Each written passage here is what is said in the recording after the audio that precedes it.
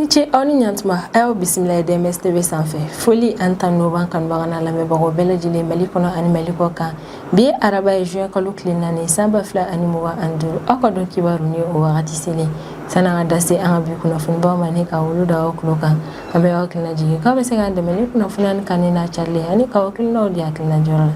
wale kɔfɛ bi kunnafoniba minnu b'an bolo ni ka wolo da aw tulo kɔ dɔw bɛ tali kɛ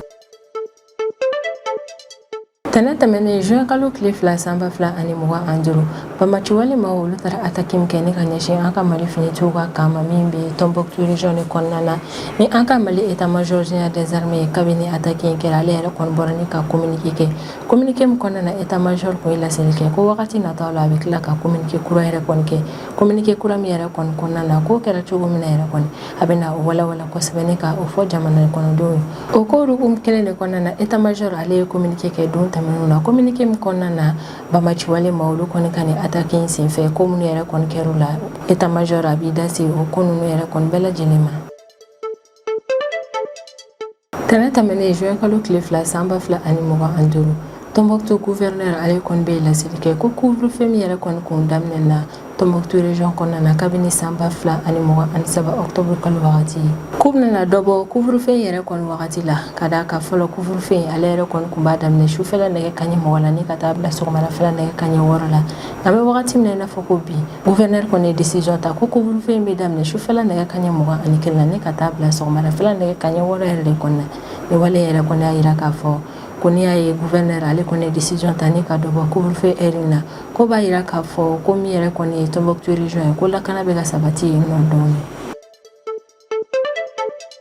ni an ka Mali furakɛli ko ta fanfɛla ɲɛtagaba yɛrɛ kɔni donna o la min yɛrɛ kɔni ye Gabriel Touré dɔgɔtɔrɔso maaw ye olu ye opération dɔw kɛ tarata jan tɛmɛnen mai kalo tile 27 san 2025 opération min yɛrɛ kɔni kɔnɔna na docteur olu kun kan ka muso dɔ yɛrɛ de kɔni opéré min yɛrɛ kɔni si bɛ san 21 na a yɛrɛla k'a fɔ ko ni muso kofɔlen ko tumeur cérébrale de kun b'ale la wa kun kɔnɔma falen kun don kalo 5 ani dɔɔni yɛrɛ de kɔnɔna nka min yɛrɛ kɔni ye Gabriel Touré furakɛlikɛlaw ye olu ka cɛsiri n'u ka baara kɛ ko ɲuman k'o kɛra sababu ye ni min ye tumeur in ye o sera ka nin bɔ ni muso kofɔlen in na wa o sera ka muso in ni a den yɛrɛ kɔni kisi opération in senfɛ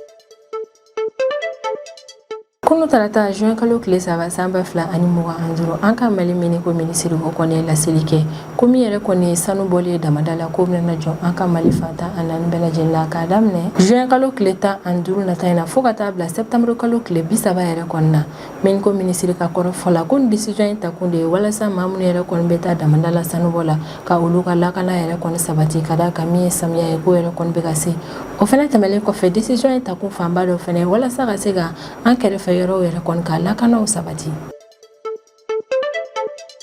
Niger jamana ɲɛmaa ni o ye général Abdourahmane Tiani ale interview dɔ kɛ o ka jamana telesoba la sibiri tɛmɛnen mai kalo tile 31 san 2025 interview min senfɛ général Abdourahmane Tiani ale kɔni y'a yira k'a fɔ ko min yɛrɛ kɔni France ale ni États-Unis ye k'olu yɛrɛ de kɔni kɛnbɛn ni ka Bamaci wale jɛkulu maa dɔw jukɔrɔma don minnu ka baara yɛrɛ kɔni bɛnnen bɛ basigibaliya yɛrɛ kɔni sigili la Sahel région kɔnɔna na a ka kɔrɔfɔ la Iyad Agali ni o ye Bamaci wale jɛkulu maa dɔ ɲɛmaa ye ni o ye JNIM de ye kɛrɛnkɛrɛnnenya la général Abdourahmane Tiani ka kɔrɔfɔ la k'ale jukɔrɔmadonba yɛrɛ kɔni ye France ye ko min yɛrɛ kɔni État islamique au Grand Sahara k'olu jukɔrɔmadonbaga yɛrɛ kɔni États-Unis ni kunnafoniba nin de bɛ an bolo kɔrɔ bi an bɛna minnu walawala aw ye bi don kibaru kɔnɔna na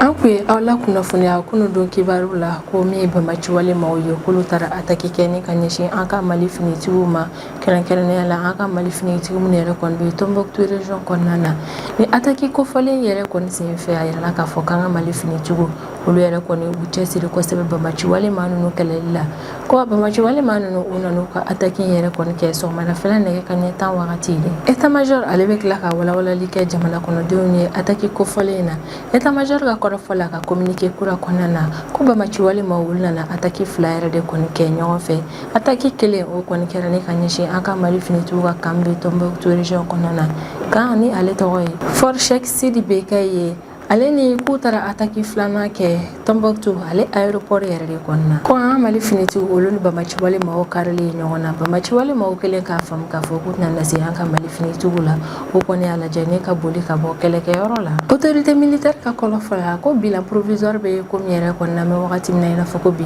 o de Bamaciwale maa 14 bɔnɛnen ani na ko maa 31 o fɛnɛ minɛla an ka Mali finitigiw fɛ o maa 31 ninnu bisigiyali yɛrɛ kɔni bɛ ka k'olu la k'a fɔ ko Bamaciwale maaw don walima ko Bamaciwale maaw yɛrɛ kɔni ka complicew don ko fɛnɛ tɛmɛlen kɔfɛ an ka Mali finitigiw olu sera ka kɛlɛkɛminɛ caman minɛ Bamaciwale maaw la ni opération kofɔlen senfɛ u ka bolimafɛnw fo ka taa se u ka équipement suguya caman ma Mali finitigiw u sera ka o bɛɛ minɛ u la ni opération kofɔlen senfɛ état-major bɛ sɔn a ma k'a fɔ ko an ka Mali finitigiw minnu yɛrɛ kɔni kun bɛ kan kɔnɔna na ni olu le kan yɛrɛ kɔni lafasa a bɛ sɔn a ma k'a fɔ ko maa yɛrɛ kɔni ye maa cɛsirilenw ye wa a y'a yira k'a fɔ k'an ka Mali finitigiw ka sebaya min yɛrɛ kɔni sɔrɔla ni opération yɛrɛ kɔni senfɛ o bɛ tali kɛ juin kalo tile fɔlɔ tɛmɛnen san 2025 Bamaciwale maaw olu ni an ka Mali finitigiw karila ɲɔgɔn na Abaraju quartier yɛrɛ kɔni kɔnɔna na ko o wale yɛrɛ de kɔni kɔfɛ an ka Mali finitigiw olu kun ye opération de ratissage dɔw daminɛ walasa maa minnu yɛrɛ kɔni kun bolila ka bɔ o kɛlɛ kɛyɔrɔ in yɛrɛ kɔni fɛn na ka se ka olu bɔnɛ u ni na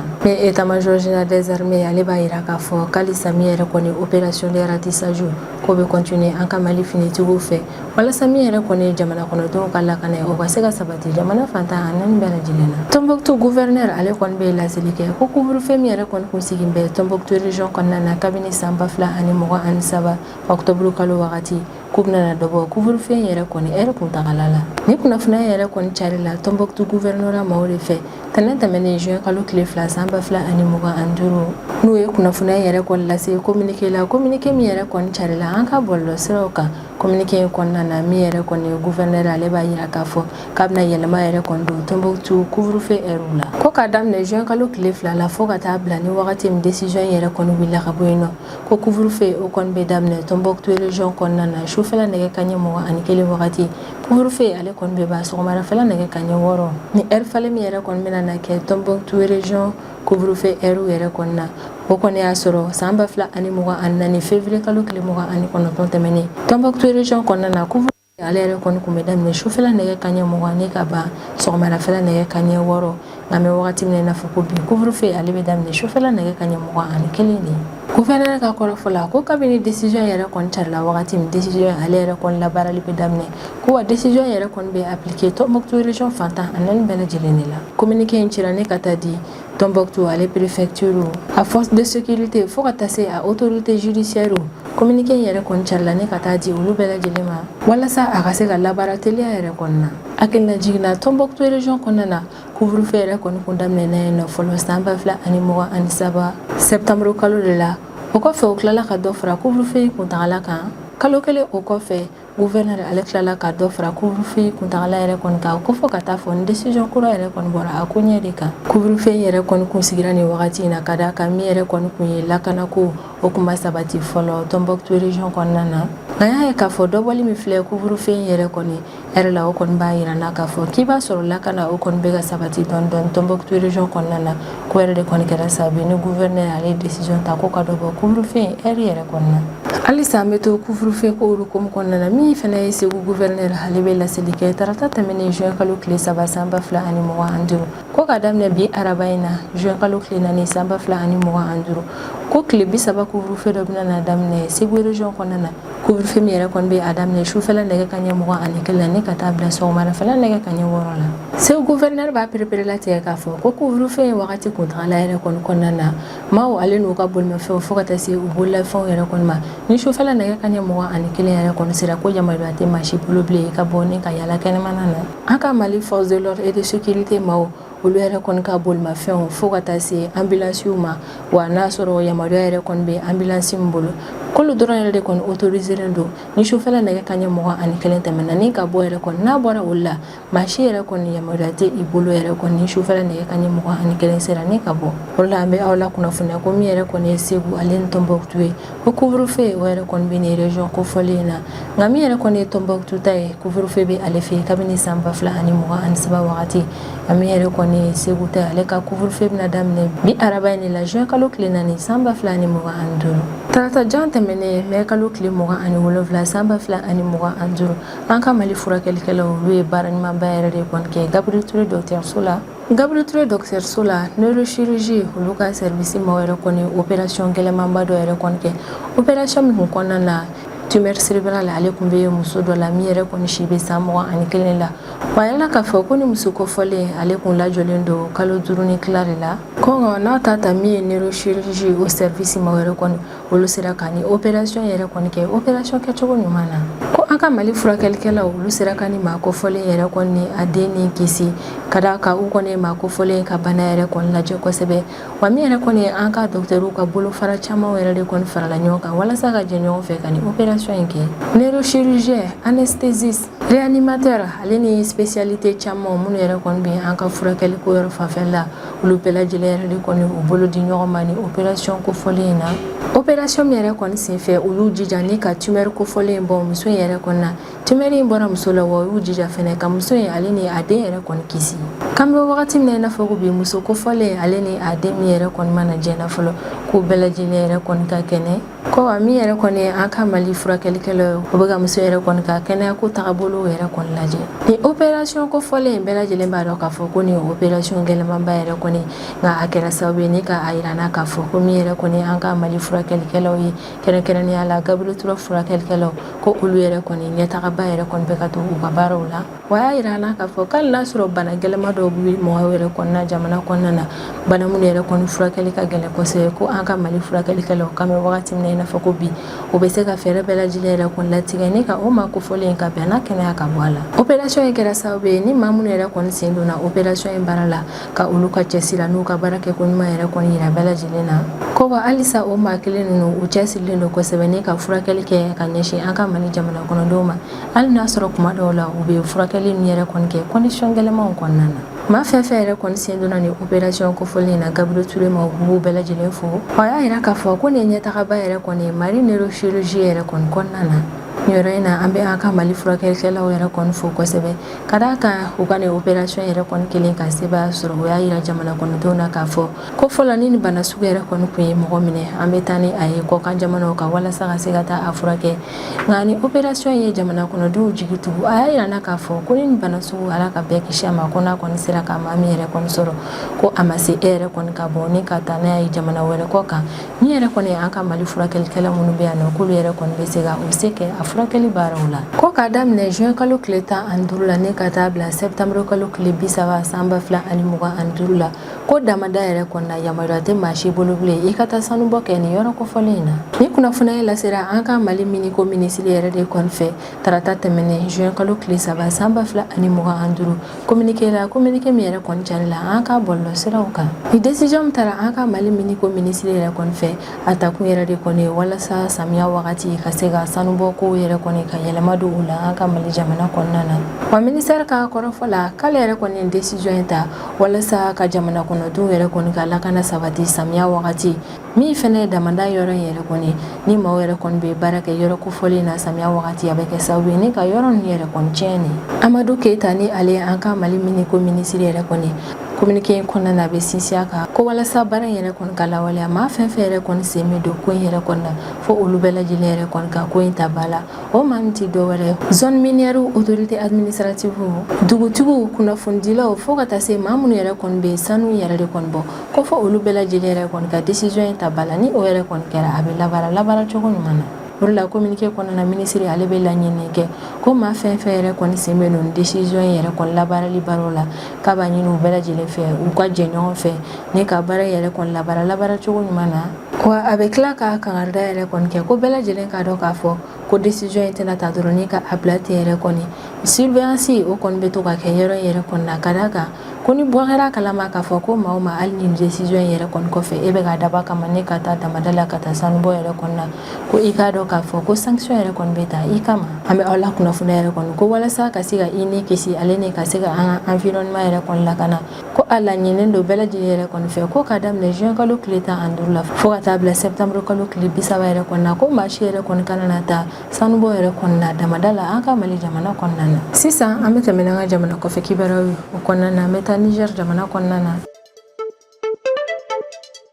Niger jamana ɲɛmaa o ye Général Abdramane Tchani ye. Ale ye interview dɔ kɛ Niger ale ka telesoba la sibiri tɛmɛnen mai kalo tile 31 san 2025. Interview min kɔnɔna na Général Abdramane Tchani ale bɛ Faransi ale ni États-Unis yɛrɛ kɔni ɲanki kosɛbɛ. Ka d'a kan ko basigibaliya min yɛrɛ kɔni bɛ Sahel région kɔnɔna na ko ni jamana fila ninnu yɛrɛ kɔni nɔ bɛ o baara ninnu na. Général Abdramane Tchani ka kɔrɔfɔ la ko puissance occidentale dɔw yɛrɛ kɔni bɛ ni o dɔ ye Faransi ye. K'olu yɛrɛ kɔni bɛ ka opération de déstabilisation dɔw yɛrɛ kɔni kɛ ni ka ɲɛsin AES jamanaw ma ni o ye Alliance des États du Sahel ye. Ko wa u ka o baara ninnu kɛli ko hukumu kɔnɔna na u bɛ ka tɛmɛ AES jamanaw yɛrɛ kɔni kɛrɛfɛ jamanaw de fɛ ni o dɔw ye Benin, Nigeria ale ni Côte d'Ivoire de ye. Général Abdramane Tchani ka kɔrɔfɔ la ko wagati tɛmɛnenw na réunion caman yɛrɛ kɔni tɛmɛna maa dɔw ni ɲɔgɔn cɛ la Nigeria ale ni Lac Tchad kɔnɔna na. Ko wa réunion yɛrɛ kɔni kɔnɔna na puissance occidentale olu ka représentant ale ni u jɛɲɔgɔn faranfiw k'olu yɛrɛ de kɔni kun bɛ ka ɲɔgɔn ye ni réunion kofɔlen na min kɛra Nigeria ale ni Lac Tchad yɔrɔ la. Ko maa ninnu ka réunion kun kɛ kun de ye min ye o de ye ka fɛɛrɛ yɛrɛ kɔni lasigi ka na ni basigibaliya ye Niger jamana kɔnɔna na. Niger jamana ɲɛmaa a bɛ tila ka sinsin kan ko maaw k'a dɔn k'a fɔ ko renseignement kɛrɛnkɛrɛnnen dɔw yɛrɛ kɔni bɛ Niger autorités bolo renseignement kɛrɛnkɛrɛnnen minnu yɛrɛ kɔni na maa minnu yɛrɛ kɔni bɛ fɛ ka na ni basigibaliya ye Sahel région kɔnɔna na o maa ninnu bɛ ka baara minnu yɛrɛ kɔni kɛ o renseignement bɛɛ lajɛlen bɛ Niger autorités bolo ko o bɛ ka baara minnu kɛ o dɔw yɛrɛ kɔni ye marifaw ale ni fɛn pɛrɛntaw o kɔni bɛ ka olu yɛrɛ kɔni ladon Sahel région kɔnɔna na o minɛn yɛrɛ kɔni bɛ ka ladon u bɛna na taa di banbaci wale maa dɔw de ma kɛrɛnkɛrɛnnenya la banbaci wale maa minnu b'u ka wale jugu yɛrɛ kɔni kɛ Niger dugukolo kan de ma. Général Abdramane Tchani ale yɛrɛ kɔni bɛ ka min reprocher Benin la o yɛrɛ de kɔni ye ko Benin yɛrɛ kɔni y'a ye k'a fɔ ko maa maramafɛntigi dɔw yɛrɛ kɔni bɛ ka taa u sigi Niger ale ka nord yan fanfɛla la ko nka Benin ma foyi kɛ ka o bali a bɛ ka o yɛrɛ de kɔni reprocher Benin maaw la. Abdramane Tchani ka kɔrɔfɔ la ko marisi kalo tile 15 tɛmɛnen san 2025 ko réunion kofɔlen yɛrɛ kɔni na farajɛla jamanaw ka représentant kun bɛ yen nɔ ale ni banbaci wale jɛkulu maa dɔ i n'a fɔ Boko Haram ale ni État islamique en Afrique de l'Ouest maaw ko ni ɲɔgɔn ye kun kɛ kun yɛrɛ de kɔni ye puissance occidentale maa ninnu yɛrɛ kɔni olu ka représentant o kun bɛ fɛ ka ni banbaci wale jɛkulu maa ninnu yɛrɛ kɔni utiliser de walasa olu yɛrɛ kɔni ka kɛlɛ kɛ ni ka ɲɛsin AES jamanaw yɛrɛ kɔni ma o kɛlɛ in kɔnɔna na k'u kun kan ka kɛlɛ yɛrɛ kɔni daminɛ ka ɲɛsin Niger de ma fɔlɔ. Général Abdramane Tchani ale yɛrɛ kɔni bɛ ka min kiti bɔ Nigeria la o de ye ko Faransi ka finitigi dɔw minnu gɛnna ka bɔ Niger jamana kɔnɔna na ale ni banbaci wale maa dɔw ko Nigeria ka maaw olu yɛrɛ kɔni kɛmɛ ni ka o maa ninnu yɛrɛ kɔni jukɔrɔmadon ni logistique dili u ma o kɛmɛ ni ka yamaruya di ni maa ninnu yɛrɛ kɔni ma u ka taa sigi u ka jamana kan ni o ye Nigeria ye. Wa a y'a yira k'a fɔ ko Faransi ka o turupu ale ni maa maramafɛntigi ninnu yɛrɛ kɔni ka tagali min kɛra Nigeria jamana kɔnɔna na ni ka u sigi yen nɔ yɛrɛ kɔni ko o baaraw bɛɛ lajɛlen yɛrɛ kɔni labɛnna réunion fila de la min kɛra Abidjan ni o ye Nigeria de ye wa réunion kofɔlen nin yɛrɛ kɔni kɛra kɛrɛnkɛrɛnnenya la janvier kalo tile 25 ale ni février kalo tile 3 tɛmɛnen ni ko o réunion kɛyɔrɔ in yɛrɛ kɔni na maa minnu bɛ yen o ye Faransi, États-Unis, Nigeria, Benin ale ni Côte d'Ivoire ka représentant k'olu de tun bɛ ka ɲɔgɔn ye kɛ ko banbaci wale jɛkulu dɔ i n'a fɔ Boko Haram olu fɛnɛ ka délégué tun bɛ réunion in na ale ni État islamique en Afrique de l'Ouest maaw olu bɛɛ lajɛlen tun bɛ nin réunion kofɔlen in na réunion in kun kɛ kun yɛrɛ de kɔni u bɛ wari min yɛrɛ kɔni di banbaci wale maa ninnu ma ale ni u bɛ kɛlɛkɛminɛn minnu yɛrɛ kɔni di banbaci wale maa ninnu ma ka dɔ fara olu kan walasa u ka se ka wale jugu yɛrɛ kɔni ta ka AES jamanaw sɛgɛrɛ ni o ye Mali, Burkina Faso ale ni Niger ye. Général Abdramane Tchani ka kɔrɔfɔ la ko maa ninnu ka réunion filanan na min kɛra février kalo tile 3 Nigeria jamana yɛrɛ kɔni kɔnɔna na ko comité international de la Croix-Rouge maaw ni Niger ale kɛmɛ ni ka olu gɛn ka bɔ u ka jamana kɔnɔna na kɔsannin na k'o ka maaw fɛnɛ tun bɛ nin réunion kofɔli kɛyɔrɔ in na ko maa ninnu yɛrɛ kɔni sen don ni réunion na o bɛ tali kɛ u bɛ fɛ yɛrɛ kɔni wari min bɛna di banbaci wale maa ninnu ma wari in ka tɛmɛ ni ONG in fɛ ko maa ninnu tun bɛ wari fɛn fɛn di banbaci wale maa ninnu ma ni wari in yɛrɛ kɔni bɛ CFA wari miliyari 1 dugumana na o wari ninnu bɛɛ lajɛlen yɛrɛ kɔni bɛ tɛmɛ Croix-Rouge maaw de ka sira fɛ ka di banbaci wale maa ninnu ma ko wari fɛn fɛn tun bɛ yen ni o ka ca ni CFA wari miliyari 1 yɛrɛ kɔni o wari ninnu bɛɛ lajɛlen tun bɛ tɛmɛ Benin, Côte d'Ivoire ale ni Nigeria yɛrɛ de kɔni ka Croix-Rouge maaw fɛ walasa ka se ka financement yɛrɛ kɔni di banbaci wale maa ninnu ma min yɛrɛ kɔni Niger jamana ɲɛmaa ye n'o ye Général Abdramane Tchani ale kɔni ye nin révélation ba ninnu yɛrɛ de kɔni kɛ dɔw ka kɔrɔfɔ la k'a ye nin ko in yɛrɛ kɔni kɛ ka d'a kan a tun bɛ fɛ ka Faransi, États-Unis fo ka taa se Nigeria, Benin ale ni Côte d'Ivoire yɛrɛ de kɔni ma a tun bɛ fɛ ka laselilikɛ ni maa ninnu yɛrɛ kɔni ye k'a fɔ k'u bɛ ka kɛwale fɛn fɛn yɛrɛ kɔni kɛ ni ka ɲɛsin AES ma kɛrɛnkɛrɛnnenya la Niger yɛrɛ kɔni ma k'u k'a dɔn k'a fɔ k'olu bɛ o ko ninnu bɛɛ lajɛlen yɛrɛ kɔni kalama wa ni interview kelen in senfɛ Général Abdramane Tchani a y'a yira k'a fɔ komi yɛrɛ kɔni Niger ka frontière yɛrɛ kɔni dayɛlɛli ye Benin na ko o kun yɛrɛ kɔni tɛ sisan ye ka d'a kan halisa Benin ale yɛrɛ kɔni bɛ i ka ŋunun ko ninnu yɛrɛ kɔni na ka ɲɛsin Niger ma ni ne bɛ dan sigi an ka bidon kibaru la an b'an kanubaga n'a lamɛnbagaw bɛɛ lajɛlen fo Mali kɔnɔ ani Mali kɔ kan an bɛ aw hakilina jigin k'aw bɛ se k'an dɛmɛ ni kunnafoniya kanni n'a carili ani k'aw hakilinaw di hakilina jɔyɔrɔ la Mali kɔfɛ an b'a fɔ yen na ko aw k'an bɛn a ɲɔgɔnna wɛrɛ ma